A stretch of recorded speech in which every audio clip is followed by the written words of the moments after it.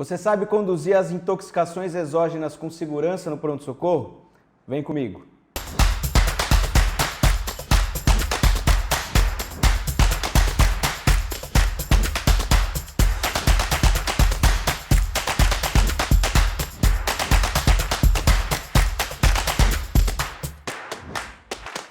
Plantoneiros, bem-vindos a mais um vídeo. O assunto de hoje é a intoxicação exógena. Antes de começar, aqueles dois recados que eu sempre faço. O primeiro de sempre checar a rotina do seu serviço e o segundo de nunca deixar de falar com o especialista se você tiver alguma dúvida ou julgar necessário. Nós vamos falar sobre as intoxicações exógenas, né? Um resuminho antes de começar. O que eu quero com essa aula? Primeiro, que a gente considere, né, que a gente tenha em mente que toda intoxicação deve ser considerada como potencialmente grave. Então esse é um paciente que vai para a sala de emergência. Quais são as vias de intoxicação e as mais comuns do pronto-socorro? Isso nós vamos ver durante a aula. Quais são os efeitos mais comuns? Quais os principais antídotos que a gente tem disponíveis no pronto-socorro? E aí nós vamos sistematizar o atendimento para que fique isso muito claro e a gente consiga atender esse paciente com segurança. Bom, o primeiro slide aqui eu deixei o que eu preciso perguntar para o paciente ou para o acompanhante. Muitas vezes a gente tem que entender que o paciente na intoxicação exógena não consegue fornecer dados ou informações porque ele está intoxicado. Muitas vezes está rebaixado, está confuso ou muito agitado. Então, o acompanhante pode ser uma fonte importante de informações. Bom, a dica que eu deixei no slide é os 5 Ws. Então, o primeiro W, WHO, informações do paciente. Quem é esse paciente, né? Eu sou o Antônio, de 35 anos, faz uso de medicações para pressão alta e diabetes. Aí o outro W, o WHAT, qual substância ele utilizou? Pergunta para o paciente ou para o acompanhante para você entender qual é a intoxicação que você vai lidar. O END, quando ou o horário. Então, ele utilizou isso ontem à noite ou não, foi à meia hora. Isso é importante, é um dado relevante. O where, de onde, o que ele estava fazendo, qual situação, ele estava em casa, estava no trabalho, estava no bar, né? Isso é importante a gente saber. E por fim, o último W, que é o why, a motivação. É importante, muitas vezes o paciente, por exemplo, um paciente que faz uso de medicação para um transtorno depressivo e ele tem sintomas ou ideações suicidas, por exemplo, esse é só um exemplo. Ou não, brigou com a esposa, foi pro boteco lá, bebeu umas doses a mais de cachaça e chegou intoxicado no pronto-socorro. Além disso, eu deixei 3 dicas. É importante a gente saber, né? Lógico, quando você está lidando com uma intoxicação, qual é a substância ingerida e qual é a dose ingerida.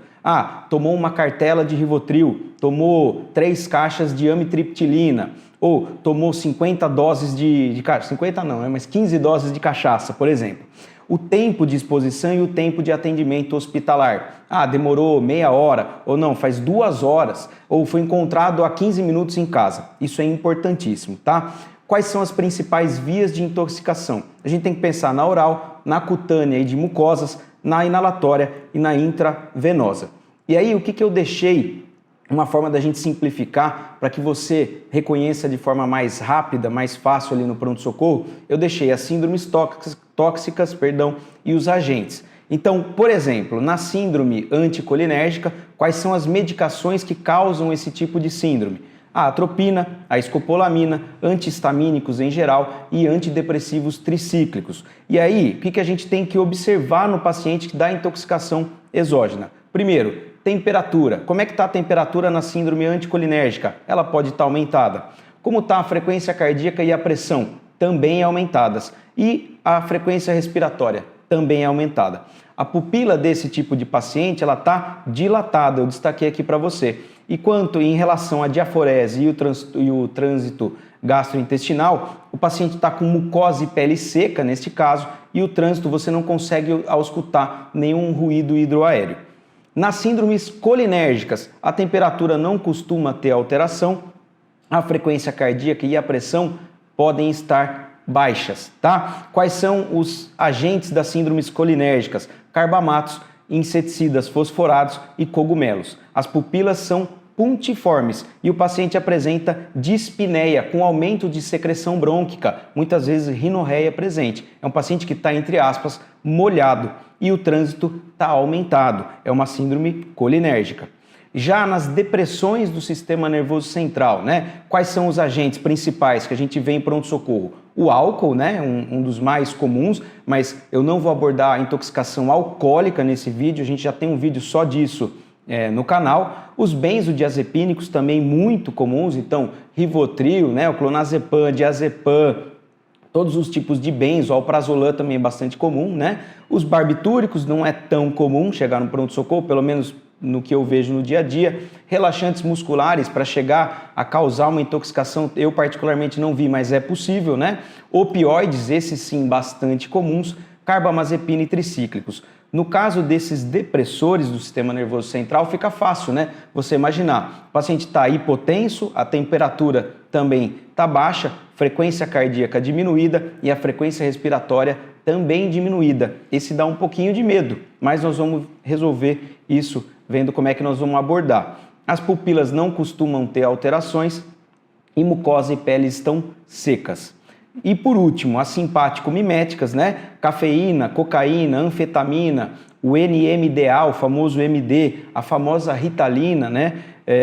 Esses são os simpático-miméticos. Então, esse é o paciente que está bastante agitado, é fácil da gente imaginar. Temperatura elevada, frequência cardíaca elevada, pressão arterial elevada, frequência respiratória elevada e as pupilas bem dilatadas, tá? Mucosa e pele secas, você não ausculta ruídos hidroaéreos. E como é que nós vamos sistematizar o atendimento desses pacientes? Bom, antes de tudo, mais importante, né? O paciente está na sala de emergência, o paciente que precisa de cuidados. Suporte clínico, vamos garantir uma via aérea adequada, né? Garantir a via aérea desse paciente e o status hemodinâmico dele.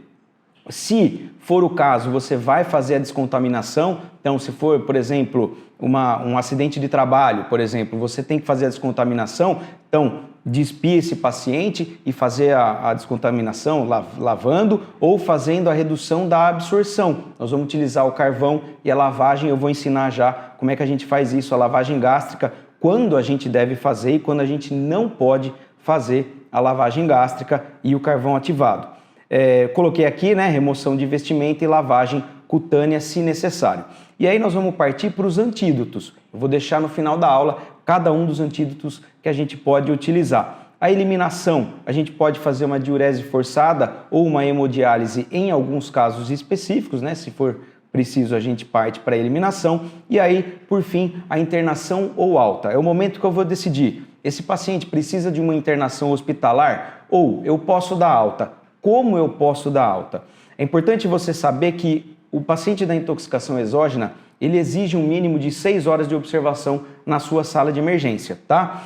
Ah não, tô seguro da alta desse paciente. Tudo bem, você só vai fazer a alta com o paciente acompanhado e após o contato com o psiquiatra que você tenha segurança de liberar esse paciente.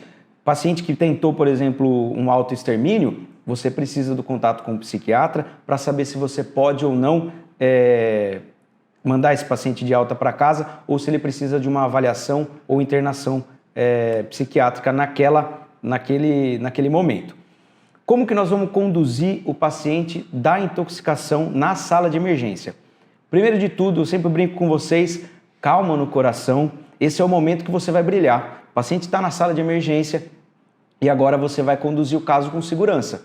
Todo paciente em sala de emergência nós vamos fazer o MOV. Então, monitor, oxigênio se necessário, 2 acessos venosos calibrosos de qualidade e o E que a gente sempre brinca, eu e o Marcelo, o E de exames, estabilização, o destro, que eu deixei o E aqui destacado, né? E o ECG, paciente na sala de emergência precisa, é obrigatório, mandatório que você faça todas essas etapas aqui.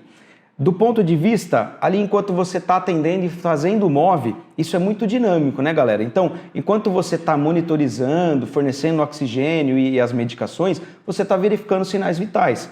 Além disso, verificando o nível de consciência do seu paciente, fazendo a exploração de marcas de agulhas, de traumas, isso tudo é importante na intoxicação. Do ponto de vista de exames, o que a gente tem que, no mínimo, solicitar? Importante sempre checar a rotina do seu serviço. Mas aí nós vamos pedir um hemograma, uma rotina de urina, né? Uma função renal, uma função hepática e lesão hepática, eu deixei todos destacados, beta-HCG se for o caso de uma mulher em idade fértil, né? A glicemia, mandatório, e lactato com gasometria arterial. Esses são os básicos de qualquer manual de intoxicação exógena, mas você tem que checar a rotina do seu serviço, beleza? Bom, eu deixei aqui sistematizado, já tinha falado, fizemos o MOV, né? Solicitamos os exames e agora garantir um suporte de via aérea e hemodinâmica do paciente. O paciente não tem capacidade de manter via aérea, tem risco, você vai dar sequência com a intubação.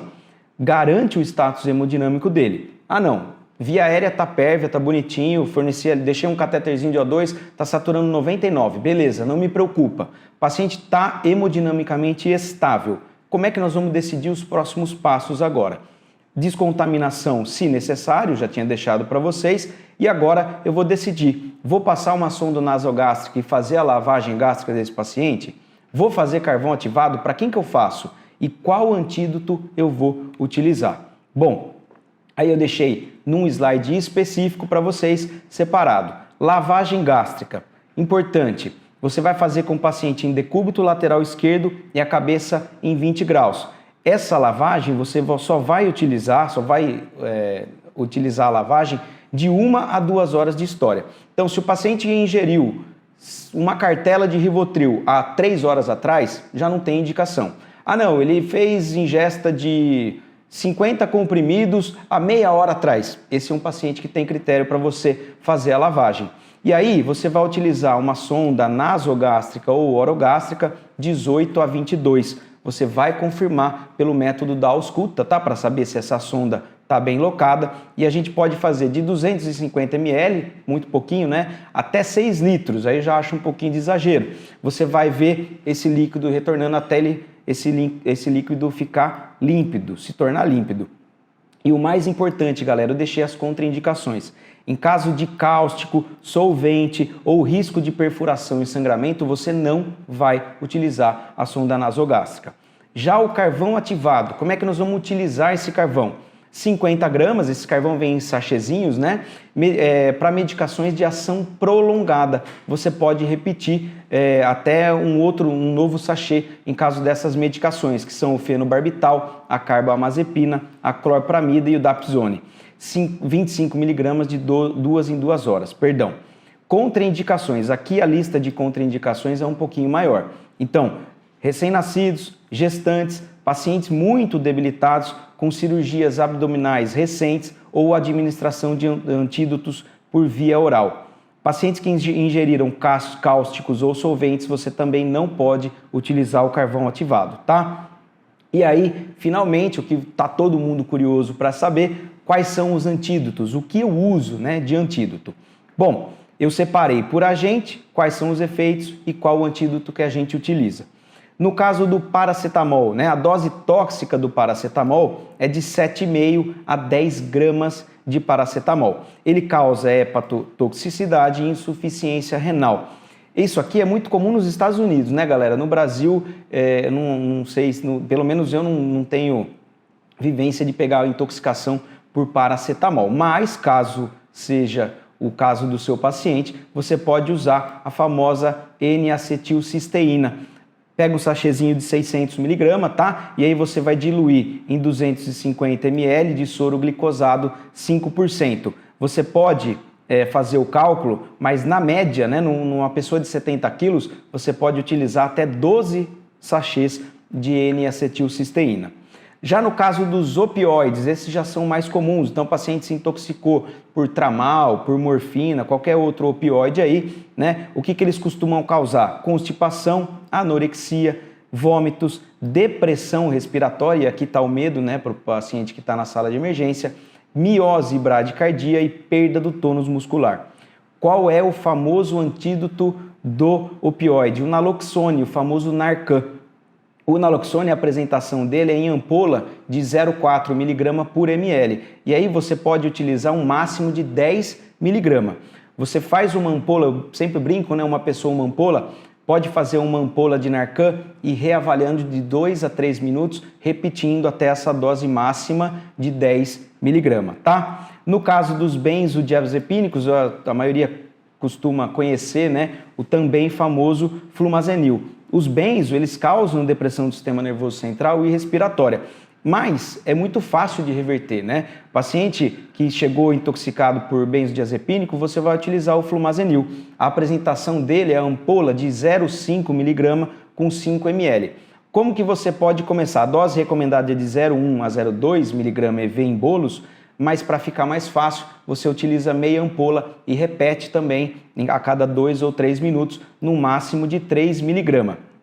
Cuidado, o flumazenil tem dois mitos aí, né? Primeiro que acham, muitas pessoas acreditam que ele pode causar um efeito rebote. Isso não é verdade. Mas, quando você faz em bolos e exagera um pouquinho na dose, o paciente acorda com uma dor de cabeça, nauseando e vomitando bastante. Então, vai devagar, meia ampola, repete se necessário, tá bom?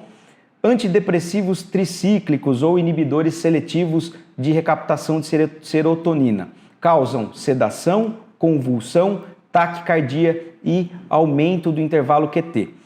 Mas aí também uma outra coisa que é importante vocês saberem. Para causar esse aumento do intervalo QT, a dose de antidepressivo que o paciente tem que utilizar é bem alta, tá? Geralmente o paciente não sabe disso, né? Evidentemente, a não ser que ele seja médico, mas a dose tem que ser muito alta, então dificilmente você vai chegar nesse ponto. Mas eu vou falar um outro detalhe que vocês vão descobrir como que a gente sabe a dose máxima. E qual é o antídoto? Bom, o bicarbonato de sódio 8,4, né? O frasquinho dele é de 250 ml, a gente utiliza de 1 a 2 mEq por quilo, e aí, coincidentemente, né? Será que é coincidência?